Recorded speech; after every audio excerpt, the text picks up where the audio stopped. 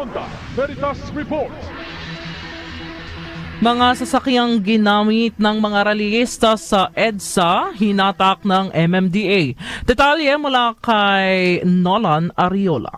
Maraming salamat mga kapanalig. Nagdulot ng matinding pagsisikip ng trapiko sa ilang pangunahing kalsada sa Metro Manila ang sinagawang malawakang pagtitipon at peace rally ng Iglesia ni Cristo o INC. Libo-libong membro ng INC ang nagtipon sa People Power Monument sa EDSA dahilan upang pansamantalang isara ang EDSA Ortigas Service Road, EDSA Ortigas Flyover at White Plains Avenue. Nagbabala ang Metropolitan Manila Development Authority o MMDA sa mga motorista tungkol sa mabagal na daloy ng trapiko sa northbound at southbound lanes ng EDSA at sa paligid. Pinayuhan silang gumamit ng mga alternatibong rota. Samantala, nagtalaga ang Quezon City Police District o QCPD at Manila Police District o MPD ng daang pulis upang tiyakin ang kayusan, seguridad at maayos na daloy ng trapiko sa mga apektadong lugar.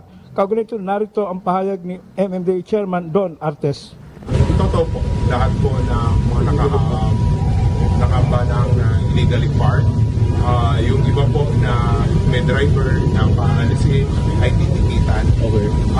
Dahil kami po ay bagamat ginagalang po namin yung karapatan ng bawat isa na magpahinga ng kanilang saloobin, kailangan po rin natin irespeto yung karapatan na ordinaryong mamamayan na gusto lang pumasok sa trabaho, pumasok sa eskwela at makarating sa kanilang pupuntahan na hindi naman po na kompromisyo. So, yan po ay kailangan namin proteksyonan din. That's why wala po kami magagawa para po i-clear yung karsada kung ano wala po permit dahil sila po mismo hindi nila alam na merong ganoong pagtitipon po yan sa People Power.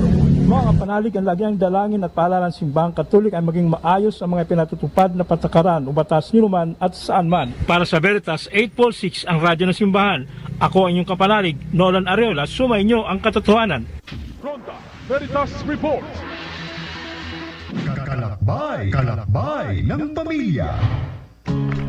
At tayo po ay nagpapatuloy dito sa ating programa, ang Kalakbay ng Pamilya. Ate Cha,